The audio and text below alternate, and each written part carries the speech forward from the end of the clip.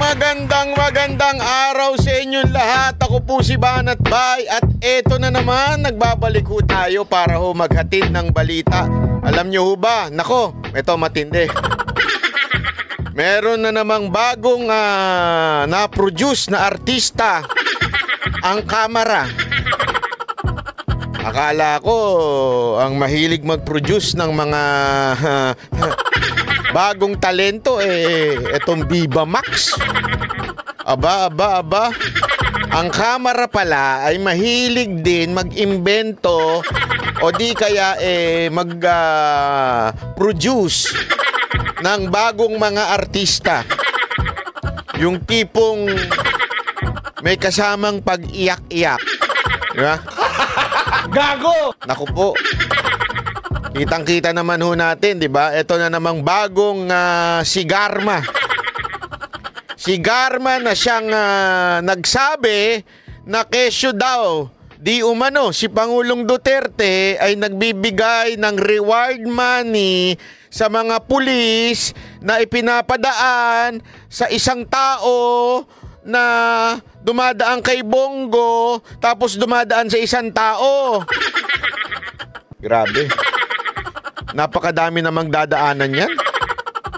Ang dami naman dinadaanan bago makaabot dun sa taong mabibigyan ng reward. Hindi ba pwedeng diretso na lang? Bakit ang dami pang dinadaanan?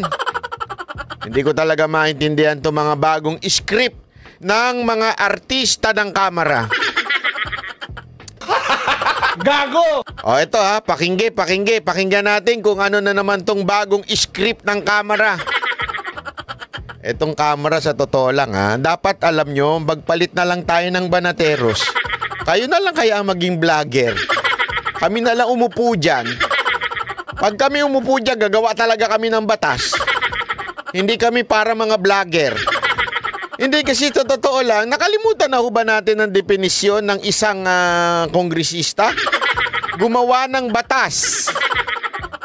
Yun ang primary work or job description ng isang congressman, gumawa ng batas. Hindi mag-train ng artista. O di kaya hindi mag-imbestiga. Mali ba napasok ninyo? Hindi, ako lang nagtatanong lang ako sa mga kongresista, bali ba napasok ninyo? Ang gusto nyo atang pasukin ang pagiging judge o justice, implementing ng justice. Mali parang ang pinasok ninyo, di ba? Parang dapat hindi po kayo congressman. Dapat kayo nag-abogasya, tapos nag-apply kayo as judge. Kasi grabe na ginagawa ninyo sa kamera.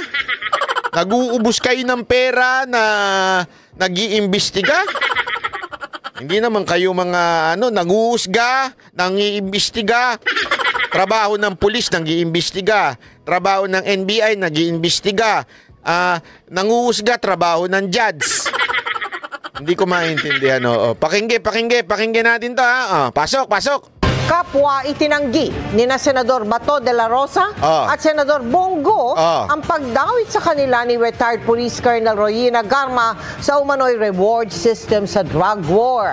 Ipinagtanggol. Alam mo, noong unang kita ko pa lang dito kay Garma, duda na ako Kasi tandaan ninyo nakailang araw na ho sila. Yung una, medyo tumatanggi-tanggi pa siya, pero duda na ako yung paiyak-iyak niya.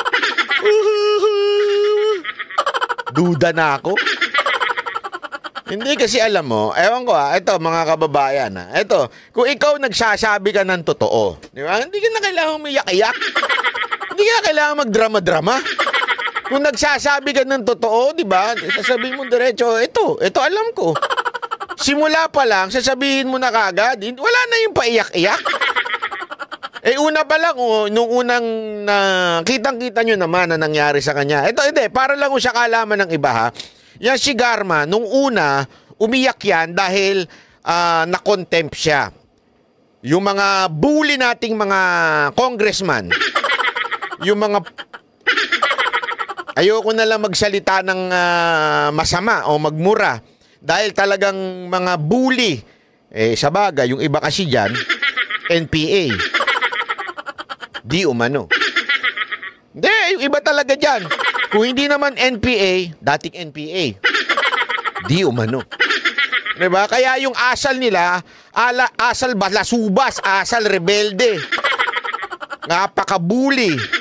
Kasi nga po, alam naman natin yung iba dyan, ganyan talaga di ba? So, ano nangyayari dyan ngayon? Tingnan natin ha. Dinigo si dating Pangulong Rodrigo Duterte. Nakatutok si Mav Gonzales. Up to 2021. 6 na SONA. Tuwing binabanggit ni dating Pangulong Duterte ang war on drugs, nagpapalakpakan po ang lahat. Hindi lang palakpakan, sir. Standing innovation. Standing ovation pa. Pagka nagsosona si Pangulong Duterte. At alam naman natin yan, mga kababayan. Gago na lang. Gago na lang. Katulad na lang ng mga pinklawan. Pinklawan vlogger. Katulad ni... Hindi ko sinasabing gago to si Richard, Pero yung mga pinklawan vlogger, mga gago. Bakit kanyo? Abay, tuwan-tuwa. Tuwan-tuwa na walang namamatay ngayon. Tuwan-tuwa at iniipit nila ang isang presidenteng dati pong nagbigay ng kapayapaan sa Pilipinas. Kasi nga po, yung mga vlogger na yan, mga pinklawan na yan, mga walang alam yan. Nasa alta sa syudad yan. Hindi naglalakad yan sa karsada. Hindi nagdadaan yan sa mga iski-iskinita. Pero tayong mamamayang Pilipino, alam natin na talagang ang drug war ni Pangulong Duterte ay isang epektibo. Kung wala yung drug war ni Pangulong Duterte nun, di ba? Sinasabi nga natin, baka ang nagbebenta na ng shabu sa tindahan na. Totoo naman, di ba? Bakit? Nangyayari ngayon Baka nga pati yung mga nagagarilyas, hindi nagarilyas, shabu na, shabu. Mali. Totoo naman Kita nyo yung talamak ngayon. Talamak ng mga krimen. Nara-riding in tandem. Dami nang ang kamote. Ang dami pag riding in tandem. Di ba? Totoo naman Hindi na ko tayo safety ngayon. Maniwala kayo. Sige nga tanungin ko. Kayo mga magulang. Kayong mga magulang na may anak. Tanungin ko kayo. Safe ba ngayon? Safety ba mga anak ninyo? Pag umuuwi galing sa eskwelahan. Kailan kayo mas nakaramdam ng safety? Ngayon o nung panahon ni Pangulong Duterte? Huwag na tayo magpaligoy-ligoy. Di ba? Kayo mismo, lalong-lalo na tayong mga nasa C&D. Alam mo natin na mas safety nung panahon ni Duterte. Kaya nga noon, nagpapalakpakan niya mga animal na mga kongresista na yan. Kaya yung mga kongresista na yan tuwan-tuwa noon. Di ba? May isa pa nga dyan Sabi niya, sa balita as in, sinabi niya sa balita, dapat tularan ng ibang bansa ang ginagawang war on drugs ni Pangulong Duterte. Pero ngayon bida-bida sa pag-uusig kay Duterte. Gago lang, di ba? Tuloy. Standing ovation. Tapos bakit ngayon sinisisi siya? Bakit ngayon mag-isa na lang siya? Bakit? Hindi ba kayo nakinabang? Emosyonal si Senador Bongo nang humarap sa media kanina dahil kung dati raw pinupuri ng mga kongresista at senador ang war on drugs ng Administrasyong Duterte, ngayon itinuturo si dating Pangulong Rodrigo Duterte bilang nagpapatay sa mga itinuturing na sangkot sa droga. Pero wala siyang sinabi na patayin mo ito, patayin mo yan. Wala pong reward system na umiiral sa kanyang opisina. Sinusuportahan niya po ang kapulisan kung anong pwede niyang isuporta para magampanan po nila ang kanilang tungkulin. Noong Biyernes, Ito na yun, Starring! Congremax! Hindi, bago itong artistahan to, itong paiyak-iyak na to, Itong paiyak-iyak na to. Oh, yan, oh. Ayan. Oh, ito. Oh.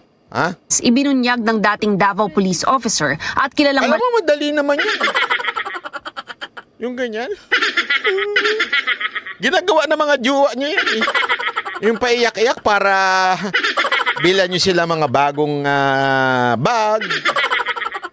O di kaya para wag nyo silang iwan. Dun sa kabit nyo. Paiyak-iyak.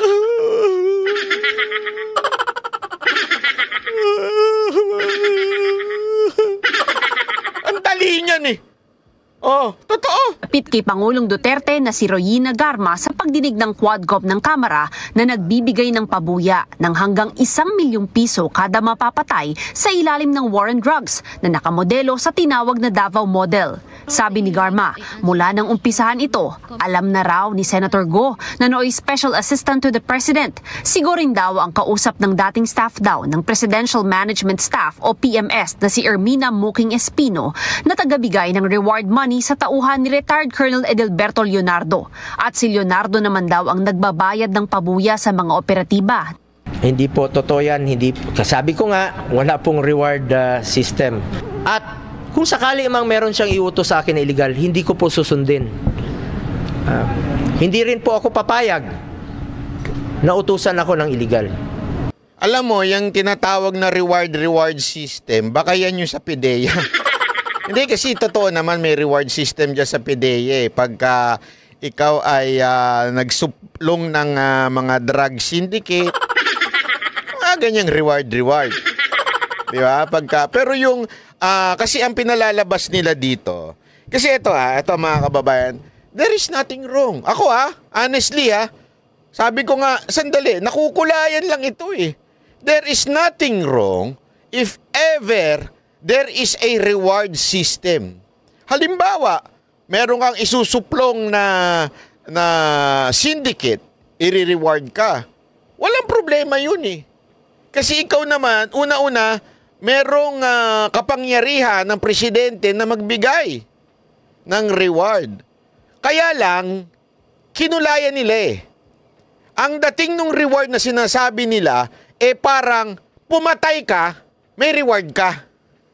No matter what, kung sino yung patayin mo. Dinagdagan na nila. Pero kung sa reward at reward lang, halimbawa, merong nagtagumpay na operatiba dahil meron silang success operation.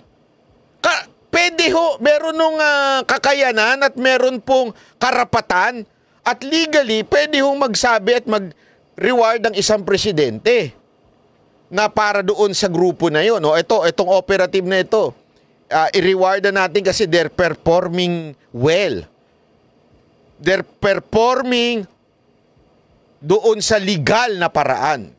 Kaya lang, kinulayan na nila na, hindi, basta pumatay ka lang. May reward ka na. Gayunpaman, itinatanggi ho yan ni Senator Bongo, ni PNP Chief Bato, dating PNP Chief Bato, maging si PNP Chief Elezar. Nakakita ko yun sa balita eh. Sabi ni PNP Chief Elezar, the only time na nagkita kami ni Pangulong Duterte ay sinasabi nga niya na just do your job legally and we will support you. Yun lang. Just do your job legally, suportahan ka, tuloy-tuloy mo lang. Yun lang ang kabilin-bilinan ni Pangulong Duterte kay PNP Chief Elezar. Si Elezar hindi huya maka-Duterte. Nung tumakbong senador yan, kay Lacson yan. Pero siya mismo nagsabi, walang illegal na inutos sa amin. Pumatay kayo ng marami dyan. Patayin nyo lang ng patayin.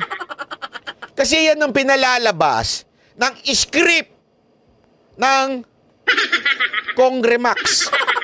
Ito mga congressman na mahilig sa Max.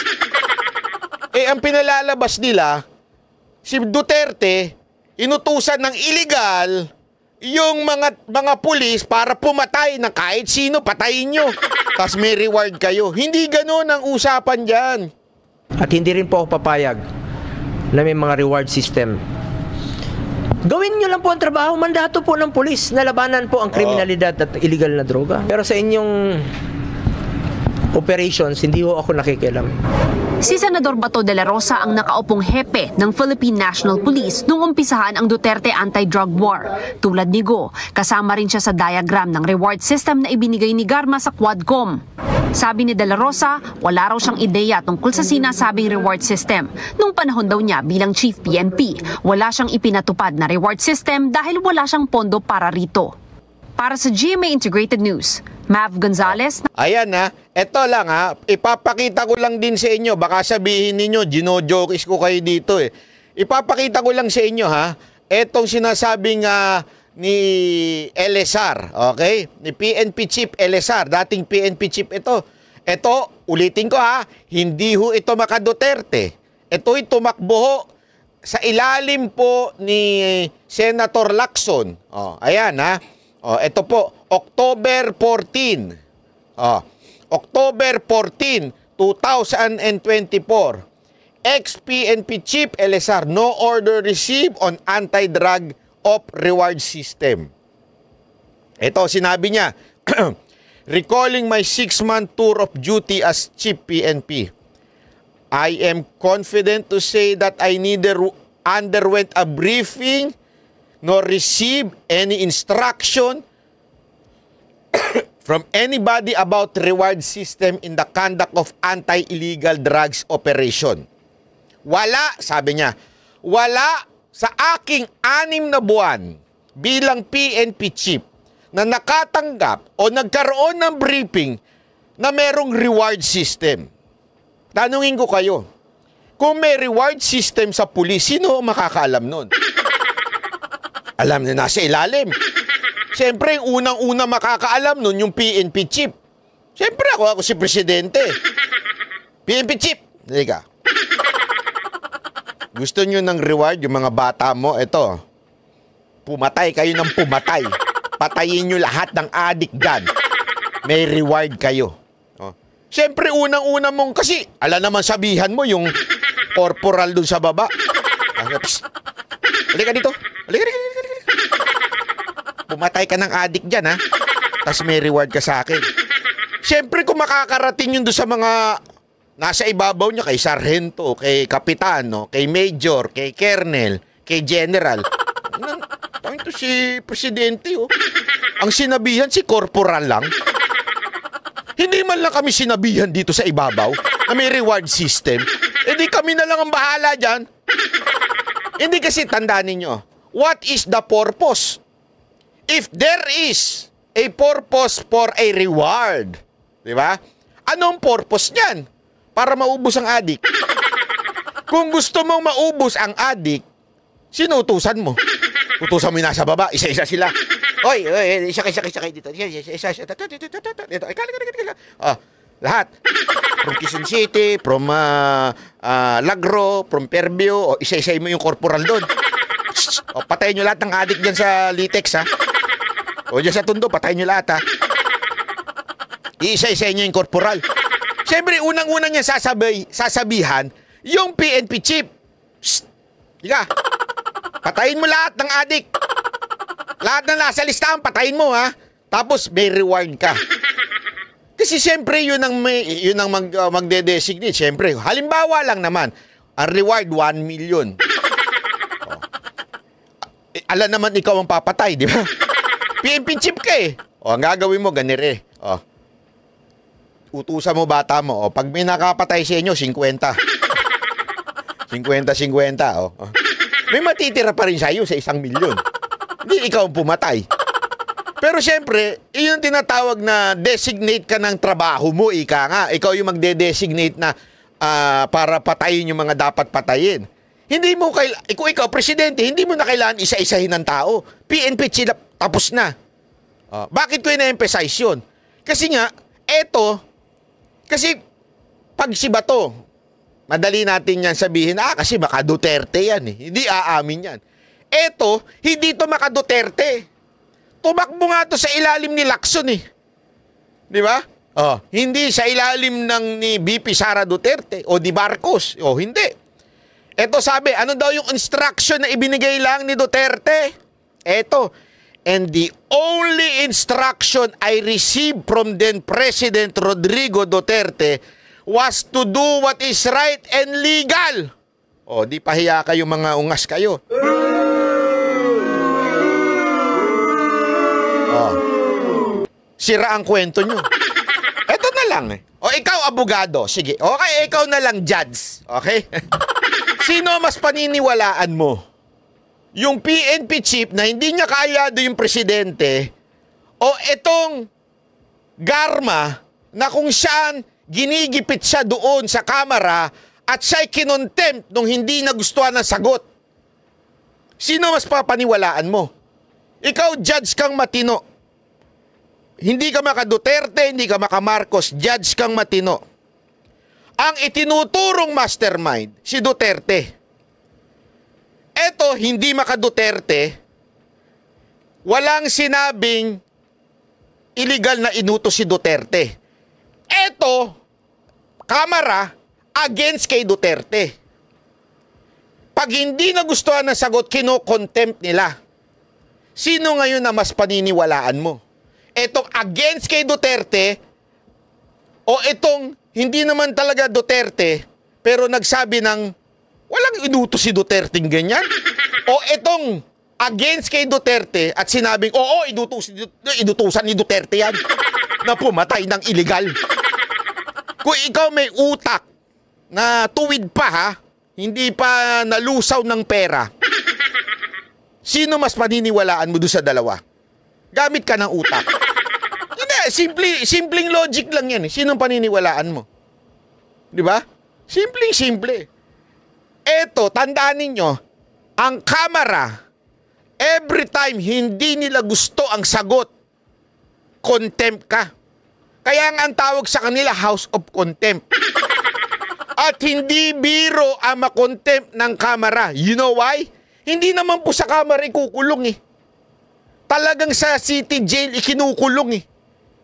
So ikaw, pobre kang tinawag doon at hindi mo ilalaglag si Duterte, kulong ka. Tanungin ko sa'yo, ikaw, nasanay ka sa marangyang buhay, maayos na buhay, biglang andi dito ka na sa korte ng mga tambaluslos. Pag ang sagot mo ay hindi pabor sa kanila, kulong ka. Pero kung ang sagot mo, ilaglag mo si Duterte, bayani ka. Tanungin kita, ano isasagot mo? Kulong? O sumunod ka na lang sa utos ng mga tambaluslos? Hindi o, sagot kayo. Ayo, kung ikaw, sanay ka sa luho, gusto mo bang makulong sa city jail? Hindi mo gusto yun. Talagang iaano mo yan, gagawa mo ng istorya. Diba? Tandaan ninyo, si Bato nga di ba meron nga siyang sinabihan dyan na, ikaw, alam ko, ha? Alam ko, nilalapitan mo to si Guo para ilaglag si Duterte, para imbentuhan si Duterte, para idawit ako, idawit si Bato, si Bongo. Di ba? Alam ko, sabi ni Bato yan. Kasi nga po, ang motibo nitong hindot na Quadcom na to ay siraan ang lahat ng kaalyado ni BP Sara Duterte. That includes yung kanyang tatay, kapatid, Senator Bongo, at Senator Bato. Yan ang kanilang anyone na dumikit kay BP Sara Duterte, kailangan nilang sirain. Para, tandaan ninyo, election is just, somewhere out there. It's near. Malapit na po election, so kailangan na po magkasiraan. Di ba po? Paano ko nasabi yan? Hindi, baka sabihin nyo, niloloko ko kayo. Paano? Eto, may papakita ko sa inyo. Oh, eto. Sino isa sa mga namumuno diyan sa kamera na galit na galit, akala mo talagang sama-sama ng war on drugs ni Duterte. 'Di ba ito?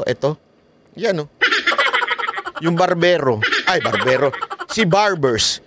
Si Barbers noong 2018, Barbers calls for continued support for war on drugs. Oh, di ba? Oh. Ayan oh. Sabi niya oh, ituloy natin ang war on drugs. Nagsalita siya doon sa Real Number PH na ginawa ng PCO to alam ko Oh.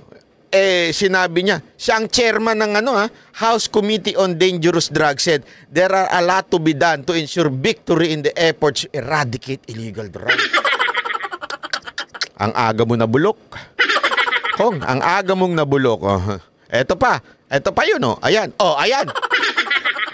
2017, consistent si kuya. Maaring gayahin ng ibang bansa ang taktikang ginawa ngayon ng administrasyon. Wow! Diba? Oh.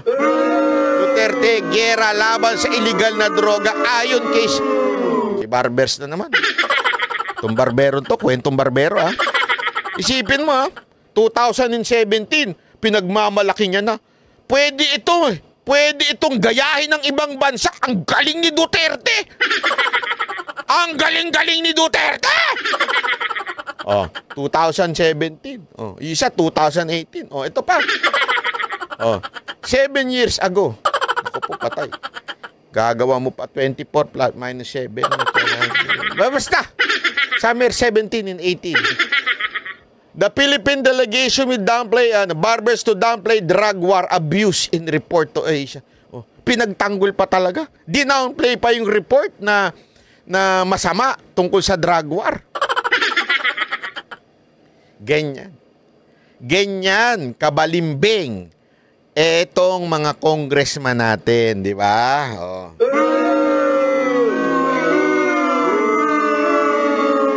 Kita nyo naman ngayon ang galawan. Ang galawan ng Quadcom, wow, parang ang sama-sama ng ginawa ni Duterte pagkatapos niyang iligtas ang bayan natin. 6 na taon nilinis ang bayan natin. 6 na taon tayong nakinabang. 6 na taon tayong gumanda ang bayan natin dahil wala nang bawas na ang mga adik. Kaya nga ako nagtatanong ko sa inyo mga kababayan, huwag kayong maniwala sa akin. Magtanong kayo sa kapitbahay nyo. O kayo mismo, saan nyo mas gustong palabasin ang inyong anak nung panahon ni Duterte o panahon ngayon? Saan sa tingin ninyo hindi maho-hold up, hindi marariding in tandem, hindi magagahasa ang anak ninyo? Dati nga babae lang ginagahasa Ngayon, pati lalaki ginagahasa na ng mga bakla Hindi totoo, wala akong biro Bakit ko nasabi? Tanong nyo sa mga istasyon ng telebisyon. Diba? Anong ginagawa? Hindi ako naninira ng istasyon. Hindi ko na nga babanggitin yung istasyon Pero paano nila ginagahasa? No mga producer, no mga drugs. Inaano muna nila ng drugs? Parang gusto kong kumanta ng Every Breath You... wag ganyan, banat bay. Hindi, naalala ko lang kasi. Diba? May pinanonood kasi akong series ngayon. Yung series ni PDD. Hindi, totoo naman, diba? May pattern Ganoon bago nangyayari yung pag-a-abuse. Anuin muna ng drugs. Diba? Hindi ko sinasabi yung wala akong pakialam doon sa Amerika dito sa atin. Nangyayari din yan mga producer, di ba, sa network. Anuhin muna nila. Ganun nakatalamak ngayon. Kung dati, di ba, nalinis na yung karsada. Safety na sa karsada. Ngayon, yung karsada, punong-puno na naman ng adik. punong-puno na naman na nagsasalitang mga... Kanina meron akong tinambayan. Oh, may talagang yung doon saan sumasayaw-sayaw ng ganyan. Talagang todo bigay. Tapos yung ngala-ngala parang si Humpak na. Hindi totoo, walang biro, parang si Humpak. Ganun na. Alam mong konti na lang to, overdose na to eh. Ang dami na naman sa karsadang ganyan. Hindi kasi ang problema dito sa mga congressman na ito, hindi ko kasi nila na yan. Hindi ko alam kung hindi nila nakikita o nagbubulag-bulagan lang sila. Pero hindi kasi naman bumababa yan sa ground eh. Kaya nga sabi ko sa inyo, huwag kayo maniwala sa akin eh. Kayo nga mismo magsabi. I-comment nyo sa baba. Hindi, i-comment nyo sa baba in your own experience. Kailan mas safe? Kailan mo nawala talaga yung mga addict? Takot talaga yung mga addict? Takot yung mga pusher? Ilagay nyo sa baba o i-comment nyo. Ngayon, good luck. Yun na masasabi ko. O, di ba? O, ito yung magandang kasi ito may angulo to. Ang ganda ng sinabi ni Senator Bongo dito. Panoorin nyo ito. Ang ganda eh. Hayaan na po natin ang taong bayan ang humusga. Kung mas nakakalakad ba ang mga anak natin na hindi nasasaktan, hindi nababastos ng mga drug addict nung panahon po ni dating Pangulong Duterte. Yun. Alam nyo, pag bumalik ang illegal na droga, babalik po ang korupsyon sa gobyerno, babalik po ang kriminalidad. Ang taong bayan na po ang humusga kung nakinabang ba ang Pilipino sa ginawa niyang strong stance against illegal drugs nung panahon niya bilang Pangulo. Yan ang isa sa kanyang pinangako. 2016, yan ang kanyang pinangako sa Pilipino. Lalabanan niya ang illegal na droga, lalabanan niya po ang kriminalidad. Nakinabang tayo, yung mga OFWs, yan. may peace of mind sila na nagtatrabaho sa abroad na hindi nasasaktan ang kanilang mga anak at hindi nababastos ang kanilang mga anak na naglalakad sa gabi. Nakakauwi ng safe, nakakauwi ng hindi nasasaktan. Pag bumalik ang illegal na droga, mas nakakatakot. Ginawa niya po ito para sa taong bayan. At nagkaroon po siya ng mataas na approval rating nung nag-umpisa ang kanyang administrasyon hanggang natapos 87% ang kanyang approval rating dahil sa kanyang strong stance or strong position against illegal drugs. Kayo na pong humusga, mga kababayan ko.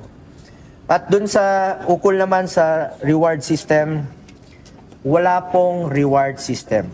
Full support po si dating Pangulong Duterte sa pulis, sa uniform personnel. In fact, 2018, pinadoble niya po ang sahod ng pulis, military, uniform personnel. Pinaghirapan natin yon, pinaglaban natin yon para magampanan pa nila ang kanilang trabaho. Nadoble po ng 2018 ang sahod nila sa mga entry position. Full support po si dating Pangulong Duterte. Nung mayor siya, sinusuportahan niya po ang pulis dahil kulang talaga ang kanilang MOOE. Sinusuportahan niya. Hanggang naging presidente siya, kahit sinong mayor, kahit sinong governor, sinusuportahan niya po ang kapulisan sa mga pangangailangan nila. Pag may nasasaktan, may namamatay, pinupuntahan niya, binibisita niya. Umiikot siya sa mga kampo. Pag may mga gera o may nasasaktan, nagbibigay ho siya ng tulong sa kanila, sa mga wounded in action, talk to troops. Binibigyan niya po ng tulong yan. Pumupunta sa pinakasulok ng Pilipinas, even sa Hulo, para makipagpulong po sa mga tropa doon. Ibig sabihin, sinusuportahan niya po ang kapulisan, sinusuportahan niya po ang military at uniform personnel. Pero let me repeat, wala pong reward system na sinasabi nila ngayon. Masyado pong baseless accusation po ito. At ako naman po, senador na po ako 2019 po ako naging senador. resign na po ako October of 2018 nung tumakbo po ako bilang senador at wala na po akong kinalaman sa day-to-day operation ng President Rodrigo Duterte. At hindi naman maiwasan, panahon ng pandemya, nandyan po ako sa tabi niya, tinututukan natin paano natin malampasan yung pandemya at hindi ko naman po kinakaila sa inyo na malapit po ako sa kanya at parati ko siyang sinasamahan in my own personal capacity. Pero wala pong reward system na umiiral sa kanyang opisina. Sinusuportahan niya po ang kapulisan kung anong pwede niyang isuporta para magampanan po nila ang kanilang tungkulin. Sir, anong next move nyo ngayon? Anong next move? Kung kakailanganin po na kailanganin mag-imbestiga rin po rito, ako naman kung ano lang yung katotohanan, the truth lang po. Dito lang tayo umikot sa katotohanan at hindi tayo magkakamali dyan. Magpa-file po kayo ng resolution? Kung kakailanganin po para magkaroon tayo ng... Yan ang magandang gawin sana ng mga senador. Mag-file talaga sila ng resolution na kung saan imbestigahan. Kasi si Garma, halata naman eh. Siyempre, yung Quadcom, ang target noon si VP Sara Duterte, kaya lahat ng kaalyado, katulad nila Senator Bongo, Senator Bato, at ang kanyang tatay, talagang ididiin. Ngayon, dito sa Senate, sana magkaroon ng investigasyon din, at doon sa totoo lang, diba? Yung talagang usigin siya ng abogado, na talagang, alam mo yun, paano mo nasabi yan? Ikaw ba mismo? Kasi ang dating kasi puro hearsay. Sabi ni ganito, sabi ni... Sa totoo lang bakit Garma, ang dami mong kausap na general? Laging ganun siya. Sabi ni ganitong general, sabi ni ganito ni major, sabi ni ganito. Puro sabi sa'yo. Bakit, kailan kayo lagi nag-uusap ng mga yun? Hindi, kasi may balita ako dyan. Pero hindi ko na lang sasabihin, ako lang nakakaalam nun, na malapit ka talaga sa mga general, sa mga major, sa mga opisyal ng PNP.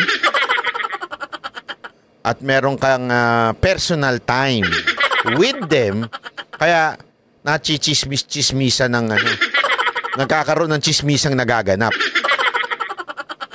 Is this over, ito ba bang chismisa na ito? Over the office? O over the, ano ba yan? Nagko-copy ba kayo? O umiinom kayo? Nagtatanong lang. Parallel investigation dito sa Senado para malaman po natin ng katotohanan. I'm very much willing na mag-file din po ng resolution para magkaroon po ng investigation rin po dito sa Senado para malaman natin kung ano lang yung totoo. Ay, sa lahat ng kung gusto niyo imbestigahan yung war on drugs, pwede nating grabe, galit na kagad yung media. Lalo na investigasyon saan? Investigasyon saan? Para bagang pagka ang Senado mag-iimbestiga, masama.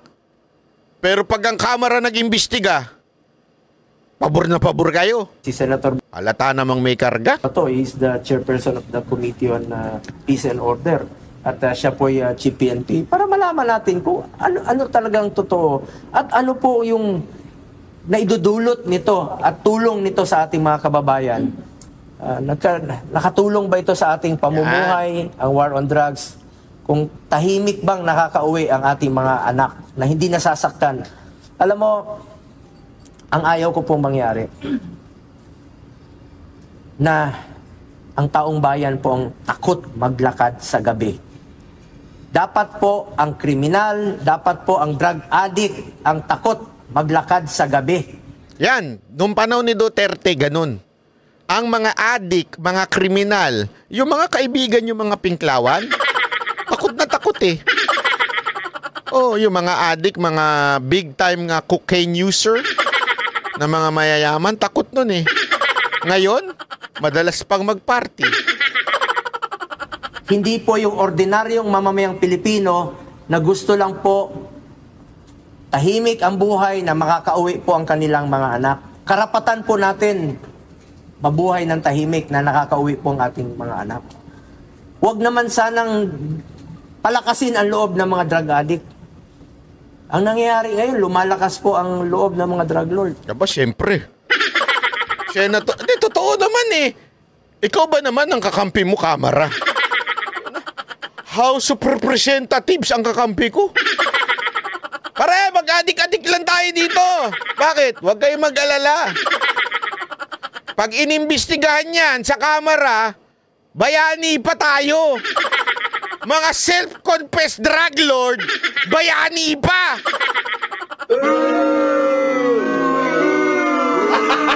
Gago! Oh, kaya party-party na lang tayo. Di ba? Enjoy na tayo. Ay na, pagkakataon na natin to, 6 na taon tayo nabulok sa kangkungan eh. 6 na taon tayo nagtatago eh. Oh, wala na si Duterte. Magsaya na tayo. Ha? Mag-abutan na tayo sa kamera ng droga. Gago! Ikaw talaga? Ambi. Particular niyo po bang may imbestigahan yung claims ni Garma, sir? Lahat na po, pangkalahatan.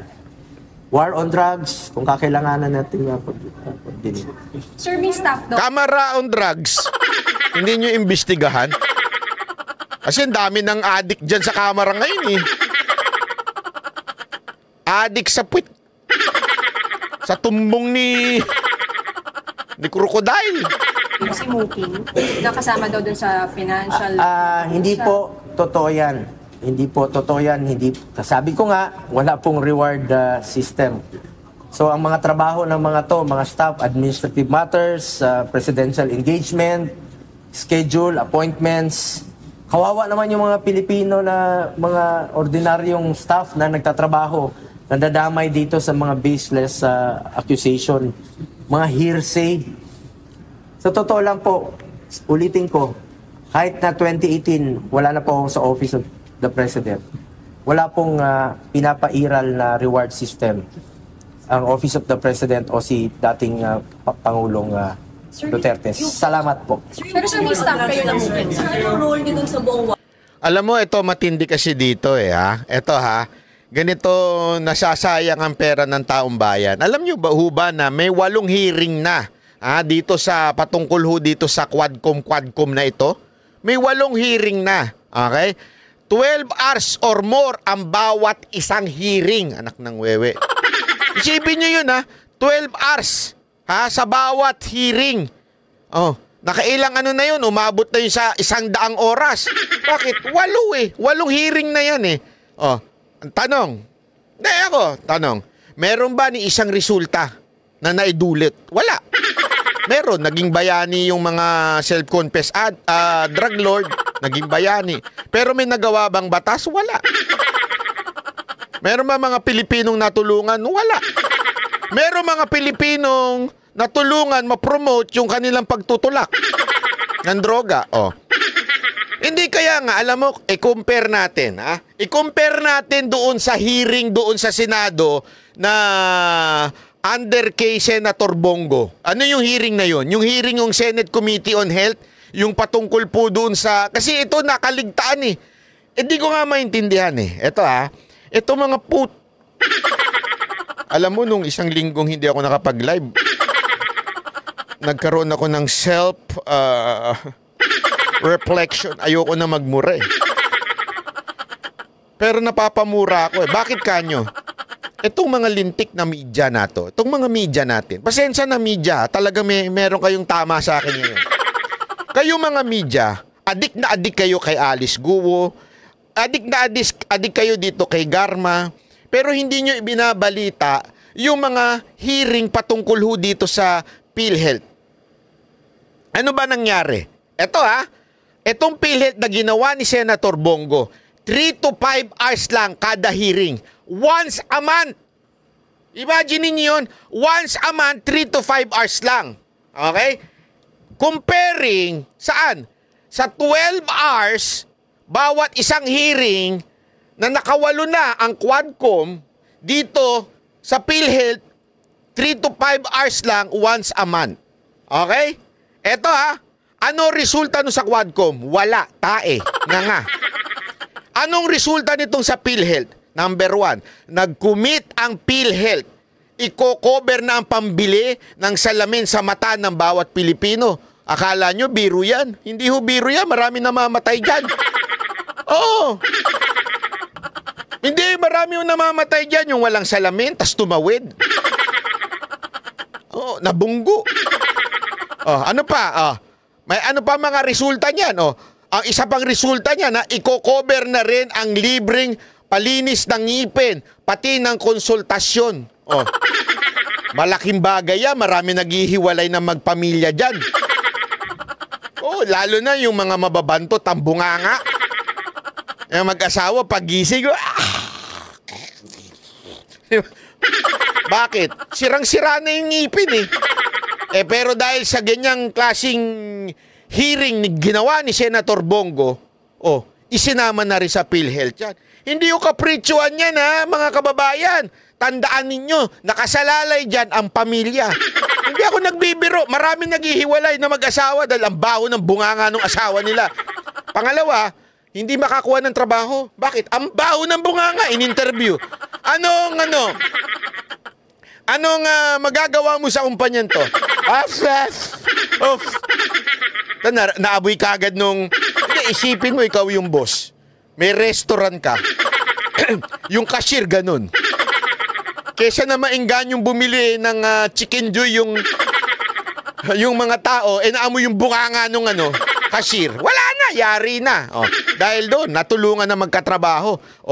Pangatlong nagawa nung PhilHealth na hearing na yan, bago matapos ang 2024, ibababa na ang kontribusyon ng regular members ng PhilHealth. Yung kaltas sa sweldo natin, magiging mas mababa na. Ito yung sinasabi nating hindi sayang sa pera ng taong bayan. Nag-hearing pero may resulta. Pangatlong resulta na yun, Quadcom, ano resulta? Bayani ang self-confessed drug lord. May bago silang artista na paiyak-iyak. Pang-apat, na resulta ng PhilHealth. Pambili ng wheelchair. Pinag-aaralan na rin i-cover yun. Malaking, yan? Malaking bagay ho yan, yung pambili ng wheelchair. Naku po. Panglima, magkakaroon na ng emergency outpatient package. Ibig sabihin, kahit hindi ka ma-confine, cover ka pa rin. Kasi, ang PhilHealth ngayon, kailangan ma-confine ka bago sagutin yung mo. Minsan, siyempre, ayaw mo na magpa-confine. Bakit? Kasi, kailangan mo magtrabaho. Kasi may mga ganun Diba? Yung kahit may sakit ka, kahit may iniindang kang may sakit, may napilayang ka, hindi ka pwedeng mag-absent sa trabaho. So, ipipilit mo. Ang mangyayari nun, hindi na cover ng PhilHealth. Pero dahil ngayon, dahil sa hearing na yan, nag-commit na ang PhilHealth na i-cover na nila yan kahit hindi ka pa i-confine. Diba? Ano pa? Number 6, ibinasura na rin ang single period of confinement policy. Naku, yan ang pinakamaganda sa lahat. Ano yung single? Simple lang po ibig sabihin nito. Kahit ilang beses kang tamaan ng sakit, paulit-ulit i-cover ng PhilHealth. Di ka tulad dati. Kasi dati, isang beses ka lang pwede magkasakit. Bali, magdi-decide ng health mo, PhilHealth. Kaya pala ang pangalan, PhilHealth. Sila lang ang magdi-decide ng health mo. So pag nagkasakit ka sa susunod, hindi na sila kasali doon. Ngayon, wala nang ganun. So kung gusto mo magkasakit araw-araw, tutulungan ka na ng PhilHealth. Hindi ko naman sinasabing gawin mo yun, pero kasi hindi maiwasan yun, lalo na pag matanda ka na, tapos ang dami mo ng problema, may kabit ka pa, stress ka pa. Hindi totoo di ba?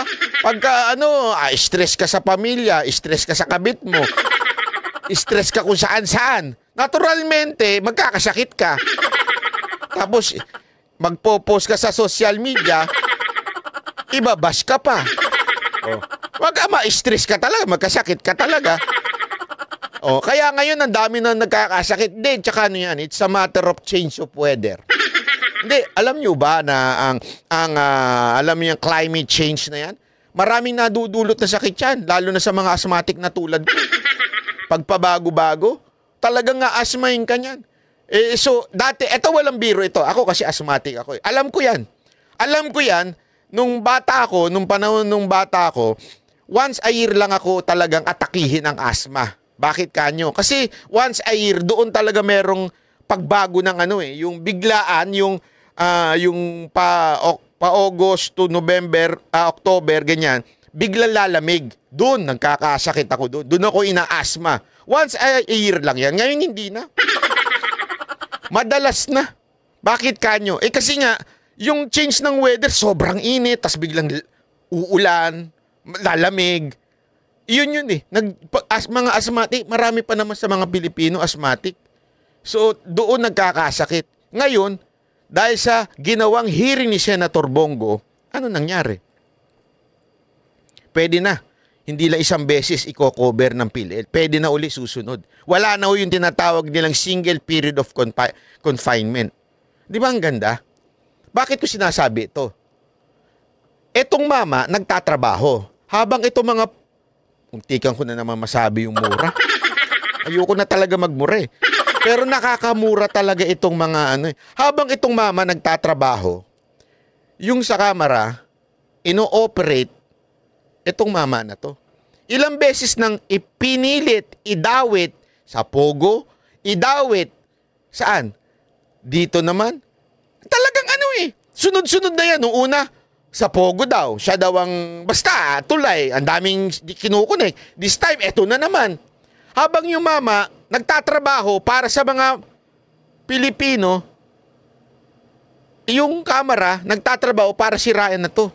Siraan ng mga Duterte, siraan si BP Sara, siraan si Senator Bato. Ganyang kademonyo, kawalangya at mga hindot talaga yung mga congressman natin.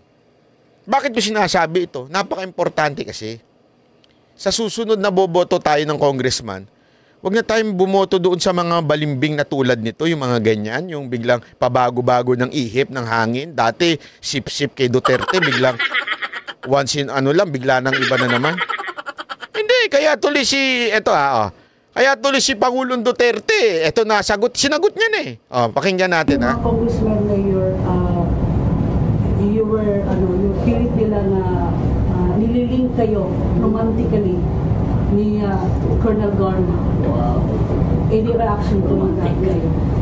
Sabi nila na Kung pilit kayo na may relasyon daw kayo. Romantically? Yeah. romantically link man lang kaya? Anong totoo doon? Romantically link lang. Romantically link pa lang pala, sabi niya. Pero ito yung kasunod, yung mabigat, matindi, malupit. Hindi siya, diretsuhan ko na yan. Sabi nila, nag-intercourse kami, sexual intercourse. We have done... Kaya sabi, tatanungin mo sila. Sabi ko, nagtatanong si Duterte, ba daw may?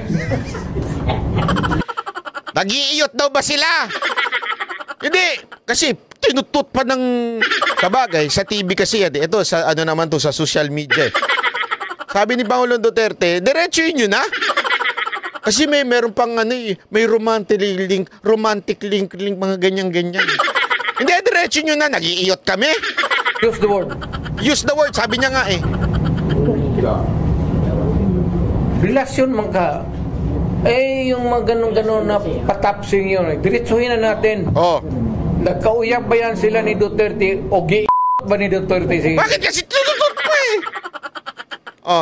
Diretsuhin nyo na. Huwag nyo na kasi romantic, lik. Liklikin nyo mga mukha nyo. Diretso nyo na, nag-iiyot kami.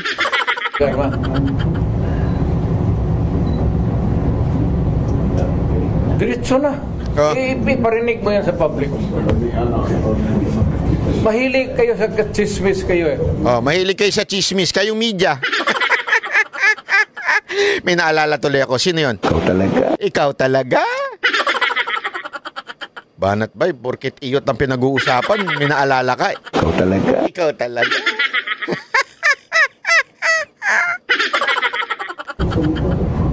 Kasi kayo mga chismoso, may romantic league pa, ikaw talaga. Ikaw talaga. Lahat ng pulis malapit talaga sa akin. Alam ninyo taga Davao na ang pulis magkakaso lalo na in the performance of duty, akin talaga yan. Ang kaso sa pulis na performance of duty, akin dyan, mayor ako.